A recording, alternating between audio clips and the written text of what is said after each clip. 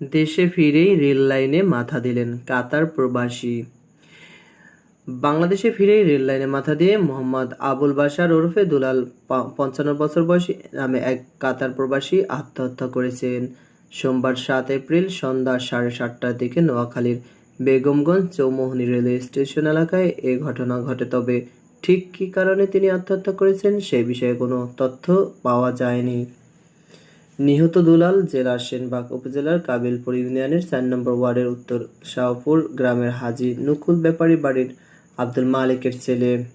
Railway police জানায়, বিভিন্ন মেয়াদে দুলাল গত ২৪ বছর ধরে কাতার থাকেন। গত ৪ মাস আগে তিনি দেশে থেকে কাতার যান। সোমবার সকাল সোয়া ৭টার দিকে পরিবারের কাউকে না জানিয়ে তিনি বাংলাদেশে ফিরেন।